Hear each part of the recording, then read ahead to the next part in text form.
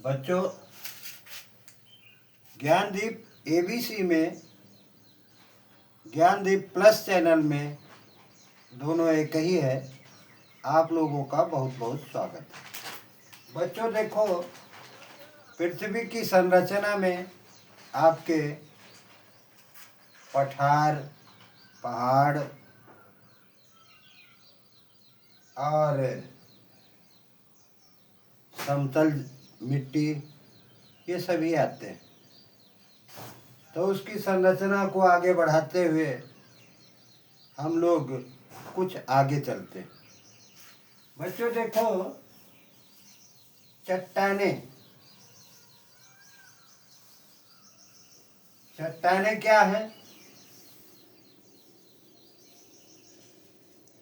जब जिसे हम पहाड़ कहते हैं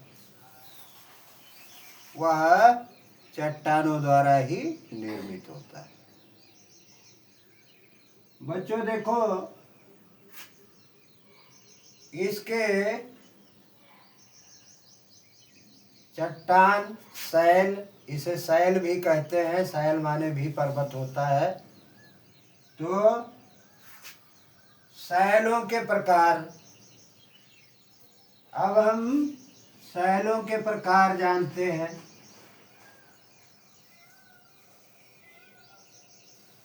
शैलों के 3 प्रकार होते हैं, यानी पहाड़ 3 प्रकार के होते हैं। नंबर 1 आग्नेय शैल, नंबर 2 अवसादी शैल और नंबर 3 रूपांतरित शैल। आग्नेय शैल, जैसा कि नाम से ही मालूम होता है कि इसमें आग रहती है। अब हम देखते हैं आग कहाँ से आती है।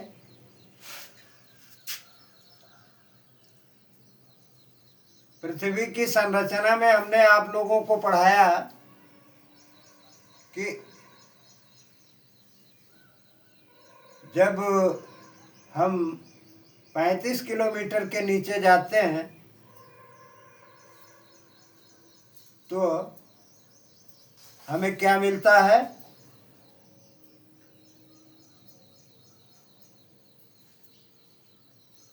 जब हम 35 किलोमीटर के नीचे जाते हैं तो हमें ऊपरी मिट्टी का ऊपरी भाग मिलता है जो दलदली मिट्टी से बना होता है। उसके कण छोटे होते हैं। तो ऊपर जब वह भाग कठोर हो जाता है और उसमें कोई रंध्र रह जाता है तो वह भाग धीरे धीरे गर्म हो जाता है। कोई भी चीज ऊपर और नीचे से दबा दी जाए तो गर्म मिलेगी। तो इसी तरह से मिट्टी भी बाह्य ऊपरी मेंटल की मिट्टी भी दबाव के कारण गर्म हो जाती है। गर्म होने से वह एक आग का रूप धारण कर लेती है और वह पृथ्वी के रंध्रों द्वारा, पृथ्वी में जो छोटे छोटे छिद्र होते हैं पहाड़ियों में, उन छिद्रों द्वारा वह गर्म पदार्थ यानी मैग्मा जो है वह उन रंध्रों से आग के रूप में निकलता है, जिसे हम ज्वालामुखी कहते हैं। ज्वालामुखी आग्नेय शैल से ही बनता है। तो ज्वालामुखी में हमें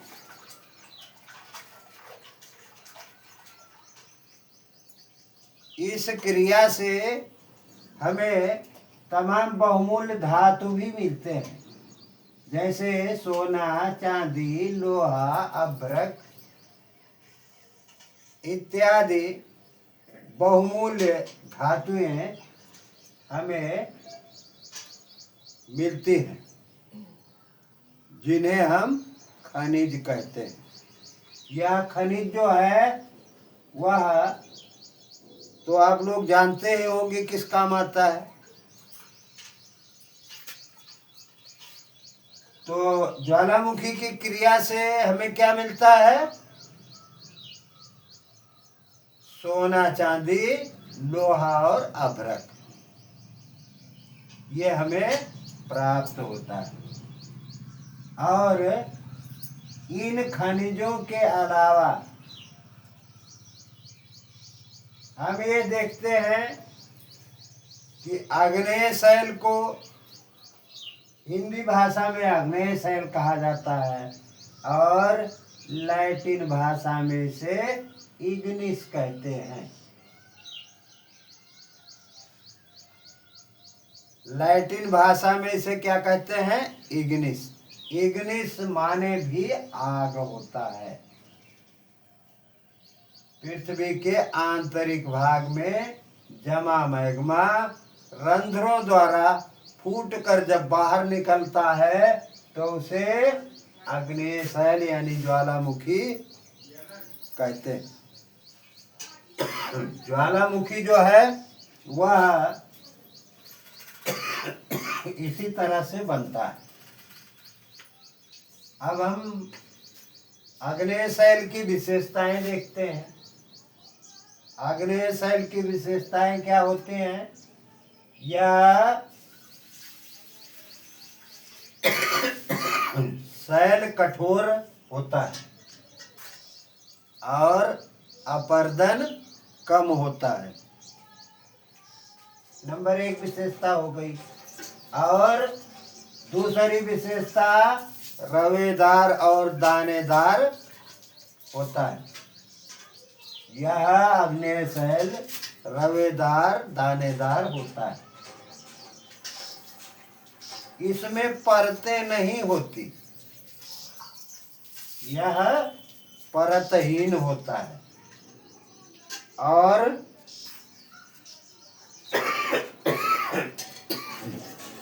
इसमें जीवांश भी नहीं होते। अगर जीवांश होते तो ये उतना गर्म नहीं होता और ज्वालामुखी का रूप नहीं धारण करता। और ये शैलें आप लोग जानते नहीं होंगे, ये शैलें जो है दक्षिण का पठार भारत का जो है उसमें अधिकतर शैलों से ही बना, आग्नेय शैलों से ही बना। बच्चों, तो आप लोगों ने यह देखा कि चट्टानें कितने प्रकार की होती हैं और इससे क्या मिलता है। हमने आपको एक शैल के बारे में आज बताया है। कल दूसरी शैल के बारे में भी बताऊंगा। जहाँ से भी आप लोग इस ज्ञानदीप प्लस चैनल को देख रहे हैं, सुन रहे हैं, पढ़ रहे हैं, आप लोग इस पर बने रहिए, देखते रहिए और अपने मित्रों को शेयर करके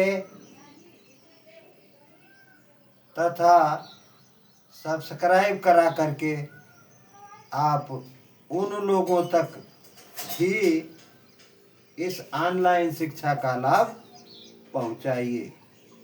धन्यवाद।